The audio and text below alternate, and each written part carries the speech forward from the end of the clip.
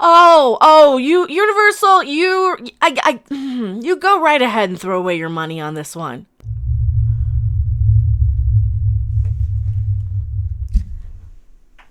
Hello everyone, I am Mecha Random 42, your favorite YouTube harpy. Universal, I guess they didn't learn their lesson with Alex. Is a writer, Kurtzman, over who's killing Discovery, killed the Universal Dark Universe with one movie with that Mummy piece of crap reboot that A, I didn't even see because it looks so terrible, and B, like we said, killed the entire Universal Dark Universe. This is where the crossovers started with the Universal monsters. Come on, now this is something I am a little familiar with because I am a bit of a Universal classic horror fan, before they went all gore and torture porn. Elizabeth Banks is going to direct An Invisible Woman for Universal. Did they not see Charlie's Angels? Of course they didn't see Charlie's Angels. What? Of course they didn't. Who am I kidding? Nobody saw Charlie's Angels. I did, but it was a huge flop. And this is what they keep doing. They keep rewarding failures in Hollywood. What? Why would you do this? Why would you keep rewarding failure? She lost money on Charlie's Angels. She lost a lot of money on Charlie's Angels. Now the numbers aren't quite in, and I'm sure once they have the details, I'll make a video on that. And that's not even the tragedy of it. It was the marketing that killed that one. That and just not having the compass of what to make that people will actually want to see. Nobody wanted to see a Charlie's Angels, and nobody cares about an Invisible Woman directed by Elizabeth Banks here. I don't care about the Invisible Man that's coming, and I'm an old school horror person. I don't want to watch this new crap because it's all CGI and garbage anymore. Like, seriously.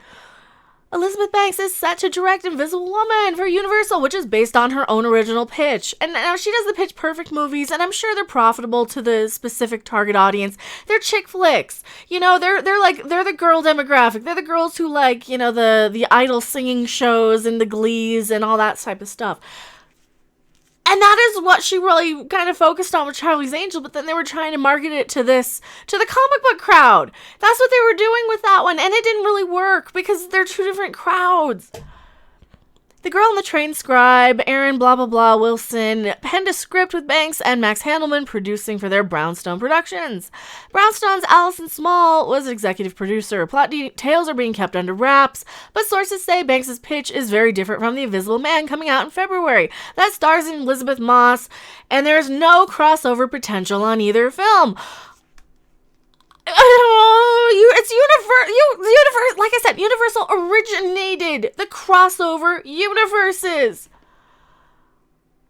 They started it. They started it. And yeah, we didn't see it for a long, long time, and people kind of forget, and they just kind of credit Marvel with this. But no, it was Universal who started this, and this would be the one you do it with. Make a crossover, something. But no, again, you've got to have a good movie to launch your cinematic universe. They don't have that yet. We'll see how well this the Elizabeth Moss one does. But isn't that Blumhouse? That's not even going to be Universal, so it's not even the same license. The news follows announcement that Rocketman director Derek Fletcher is helming Renfield, which is a new take on Dracula's henchman. And like The Invisible Woman, fits into a new strategy at Universal, what they're taking when it comes to its IP. The studio had originally planned on creating an interconnected universe, which Alex Kurtzman ruined, and now he's over there ruining Star Trek. And definitely stay tuned. We're going to be covering Picard on this channel, assuming Copa doesn't kill it. Also, my channel not for children. Don't you plop your little brat down on my channel and have me babysit them. I am not a babysitter. Thank you very much.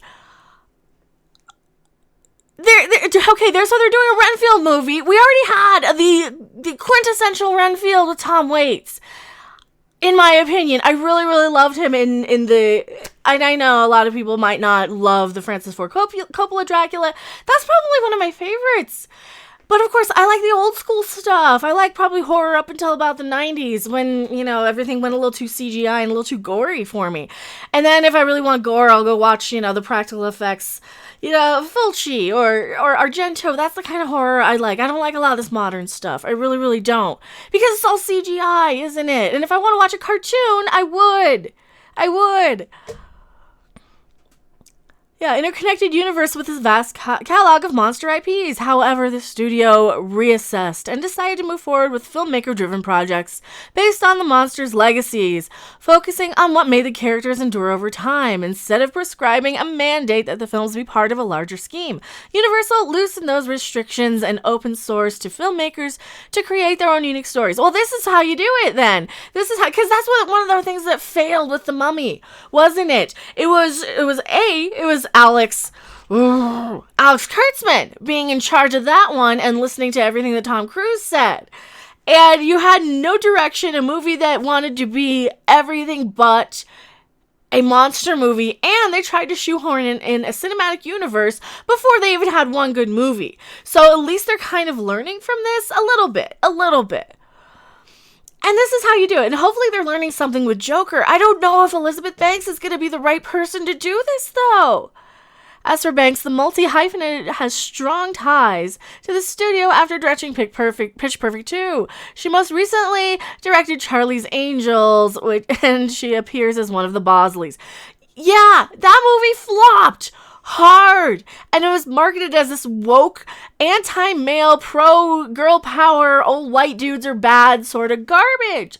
And that was one of the biggest failings. And that movie had its moments. It had some decent stuff. I actually saw it. If you want to check out my review, I'll pin it in the comments section. I don't know. I see a couple of things right with this, but I don't necessarily think this is the best choice right here. Unless she goes full comedy. Oh my god, if she goes like full on comedy, she could nail it, and it could be like the best thing we see. So hopefully she kind of knows what she kind of failed on in Charlie's Angels, because like I said, there's some moments in Charlie's Angels that were really, really enjoyable. And then there was some crap. So definitely, if you're curious about Charlie's Angels at all, just go see Ford versus Ferrari. It's a much better film. I am Mecha Random 42, and I will see you guys on the next video, live stream, wherever. Like, subscribe, share. See you guys later. Bye. Thanks for watching. If you liked it, make sure to hit that like button. And if you want to see more, don't forget to subscribe. See you in the next video. Bye.